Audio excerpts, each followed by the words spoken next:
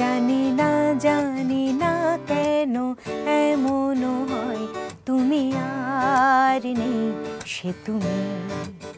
গানের ভুবনের দুই মানুষ বাস করেন গান বাড়িতে। কি অদ্ভুত বিষাক্ত। পরিচয়ের শুরুটা বন্ধুত্ব দিয়ে, পরে প্রণয় থেকে সম্পর্ক রূপ নেয় পরিণয়ে। 2016 সালে পুতুল মেলবোর্নে গিয়েছিল, এন্ড আমরা একসাথে পারফর্মও করেছি, কিন্তু তার সাথে মনে হয় হয়তো দুইটা কথা এদিক ওদিক হয়েছে।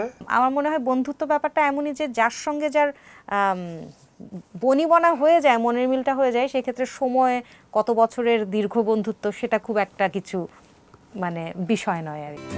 শীতের একলা রাতে হেঁটে বাড়ি ফিরতে গিয়ে।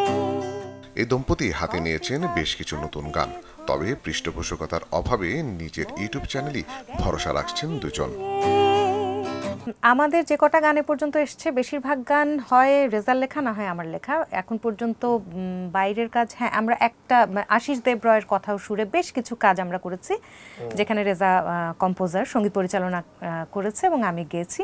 সেটা ছাড়া আমাদের নিজস্ব কাজের ক্ষেত্রে আমরা কিন্তু আমাদের দুজনের লেখার বাইরে এখনো কাজ করিনি। তো সেভাবেই 5টা গানের একটা ইপি আসবে আমাদের, যার মধ্যে প্রথম গানটা অবশ্য আমরা প্রকাশ করেছি।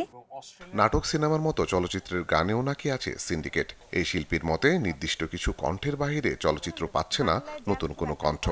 বাস্তবতা হচ্ছে যে হ্যাঁ, সিন্ডিকেট প্রবলভাবে আছে, তীব্রভাবে আছে, এবং সেটা প্রতিনিয়ত আরো বেশি মনে হয় শক্তিশালী হচ্ছে, যার কারণে একটা নির্দিষ্ট কিছু কণ্ঠের বাইরে আমরা কি সত্যিকার অর্থে ফিল্মে নতুন কণ্ঠ পাচ্ছি? সংসার সামলানোর পাশাপাশি নতুন গান আর নতুন বই লেখা নিয়ে ব্যস্ত সময় পার করছেন পুতুল। আমার মনে হলো যে আগামী বইমেলাতে আমি 10টা ছোট গল্প দিয়ে একটা ছোট গল্পের বই করতে চাই প্রথমবারের মতন। আলী আফতাব, চ্যানেল 24, ঢাকা। আমরা না মেলোডি পছন্দ